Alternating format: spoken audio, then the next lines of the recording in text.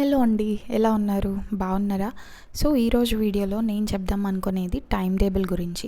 Actually మనం daily లైఫ్లో ఏది చేసినా కూడా ఒక టైం అకార్డింగ్ వెళ్తుంది. అంటే మార్నింగ్ లేవాలి, ఈ పని చేసుకోవాలి, నెక్స్ట్ ఇంకొకటి చేయాలి, లేదా పడుకోవాలి. సో ఇదంతా టైం అకార్డింగే వెళ్తుంది. బట్ స్టడీకి కూడా ఇదే అప్లై అవుతుంది కదా అండి. అంటే మీరు ఈ టైంని ఈ సర్టెన్ సబ్జెక్ట్కి ఇచ్చేస్తున్నా, లేదు ఈవినింగ్ ఈ సర్టెన్ సబ్జెక్ట్ చదువుతాను అనే టైం అనేది మనం సెట్ చేసుకోవడం చాలా ఇంపార్టెంట్. సో స్ట్రాటజీ అన్న టైం అన్న మనకి సేమ్ ఉంటుంది, కానీ దాన్ని చేసుకొని ఫాలో అవ్వడమే కష్టం. యాక్చువల్లీ మనం ఎన్నో స్ట్రాటజీస్ చేసుకుంటాం, మీరు కూడా నేను కూడా ఎన్నో.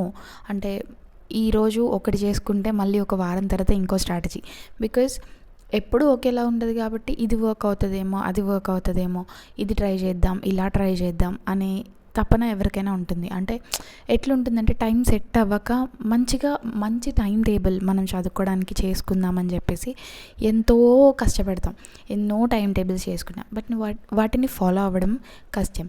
కానీ మన స్ట్రాటజీ అనేది ఎలా ఉండాలి అంటే నార్మల్గా మనం చూసుకుంటే యూజువల్గానే ఏంటి అంటే నేను కూడా ఫస్ట్లో చేసుకున్నాను ఇట్లాంటి టైం టేబుల్. ఏంటంటే మార్నింగ్ 7కి లేస్తాను, 7 to 7:30 ఫ్రెష్ అప్ అవుతాను, అండ్ తర్వాత కొంచెం సేపు 8లో బ్రేక్ఫాస్ట్ చేస్తాను, 8 నుంచి 10 వరకు చదువుకుంటాను, మళ్ళీ 10-20 minutes బ్రేక్ తీసుకుంటాను, 11 to 12 చదువుకుంటాను. So this is a common time table every one makes. అంటే అందరూ ఏదో ఒక టైంలో ఇలాంటి టైం టేబుల్ చేసుకొని ఉంటాం. కానీ అన్ని టైమ్స్ అలా ఉంటాయా? డెఫినెట్గా ఉండవు. ఇప్పుడు మార్నింగ్ రేపు ఒకలా ఉండొచ్చు, ఈరోజు ఒకలా ఉండొచ్చు, ఎల్లుండి ఇంకొకలా ఉండొచ్చు.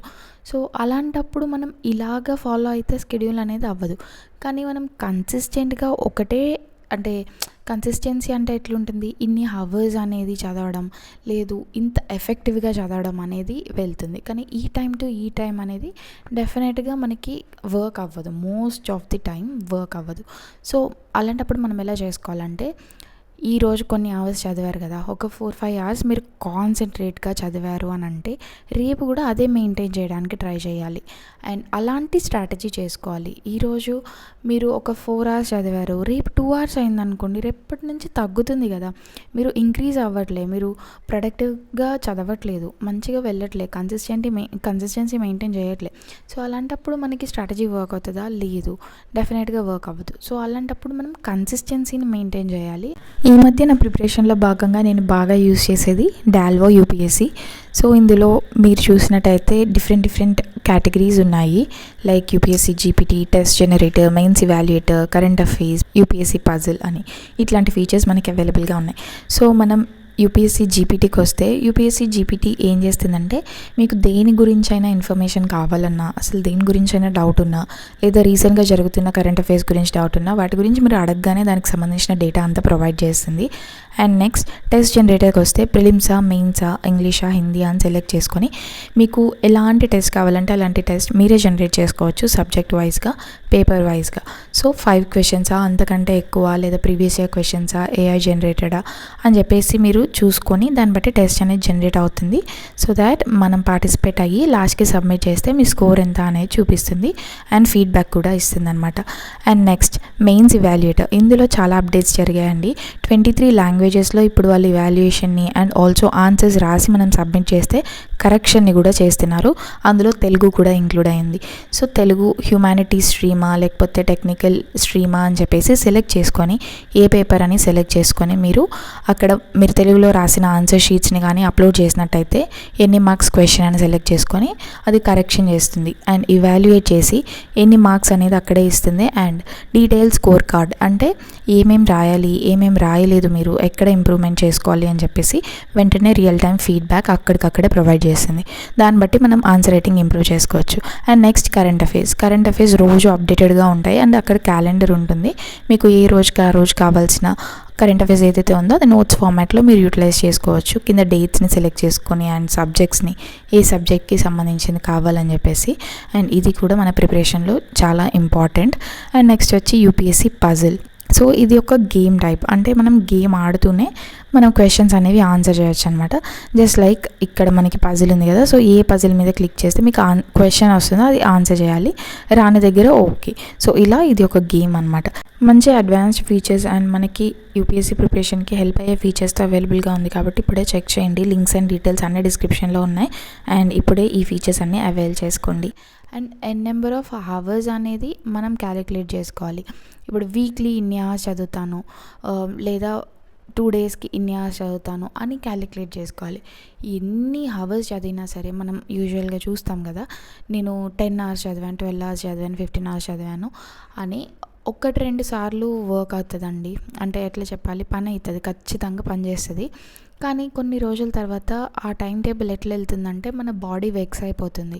బాడీ ఇంకా సహించలేదన్నమాట అట్లాంటి స్ట్రెస్, అట్లాంటి స్ట్రెయిన్ని బాడీ సహించలేదు. సో రెస్ట్ కావాలంటది. ఒక సర్టెన్ పీరియడ్ తర్వాత ఆ రెస్ట్ అనేది మీరు ఎంత తీసుకున్నా కూడా బాడీ రికవర్ అవ్వడానికి చాలా కష్టమవుతుంది. సో అలాంటి టైం టేబుల్స్ కానీ అలాంటి స్కెడ్యూల్స్ కానీ చేసుకోవడం చాలా తగ్గించాలి అండ్ చేసుకోకపోవడమే బెస్ట్. మనం ఎన్ని అవర్స్ చదువుతున్నాము అనేది ఇంపార్టెంట్ ఎఫెక్టివ్గా. అండ్ 12 అవర్స్ చదివే వాళ్ళు నిజంగా ప్రొడక్టివ్గా చదువుతున్నారా, లేదు వాళ్ళు నిజంగా చదివింది గుర్తుంచుకుంటున్నారా అనేది మనకి తెలియదు. మేబీ గుర్తుంచుకోకపోవచ్చు, కానీ మనం 4 అవర్స్ 5 అవర్స్ చదివింది కూడా మనకి లాంగ్ రన్లో గుర్తుండొచ్చు. సో ఎవరిది ఎఫెక్టివ్గా వెళ్తుందని మీ ఇక్కడ ఒపీనియన్ చెప్పండి. సో అలాంటి స్ట్రాటజీస్ చేసుకోండి. బ్లైండ్గా మనం ఎవరో 10 అవర్స్ చదివారు, 12 అవర్స్ చదివారు, 13 అవర్స్ చదివారు అని చెప్పేసి వాళ్ళని ఫాలో అవ్వడానికి ట్రై చేయొద్దు. మన సిచ్యువేషన్స్ అకార్డింగ్ ఒక స్ట్రాటజీ. ఇప్పుడు మార్నింగ్ మనకి టైం కుదరకపోవచ్చు, ఆఫ్టర్నూన్ చదవడానికి ట్రై చేయండి, లేదా ఆఫ్టర్నూన్ న్యాప్ తీసుకొని నైట్ చదవడానికి ట్రై చేయండి. లేదు మీకు ఎక్కడ టైం దొరికితే అక్కడ ఆ బ్రేక్స్లో మ్యాక్సిమం మనకి బుక్సే ఉండక్కర్లే. ఇప్పుడున్న టెక్నాలజీ అకార్డింగ్ మనకి చాలా లెక్చర్స్ ఉన్నాయి. సో ఆ లెక్చర్స్ని మీరు వినొచ్చు.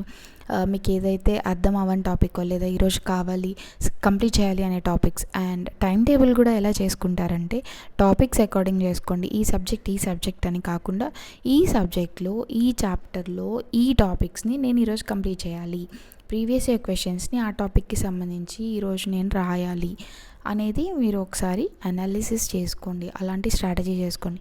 అంతేగాని లేచా తీసా నేను చదివా అయిపోయింది అనే దానిలో అస్సలు వెళ్ళొద్దు. అది at the end of the day మనమే సఫర్ అవుతాం. నేను ఈ వీడియో అనేది ఎందుకు చేస్తున్నానంటే నేను ఫస్ట్లో ఎక్స్పీరియన్స్ అయ్యాను కాబట్టి ఇట్లాంటి సిచ్యువేషన్. మీరు అట్లాంటిది ఫేస్ అవ్వద్దు అని చెప్తున్నా. మీకు అర్థమైందని అనుకుంటున్నాను ఈ వీడియో, ఎందుకంటే this is very useful. I hope this video is helpful for you. Bye, thank you, subscribe.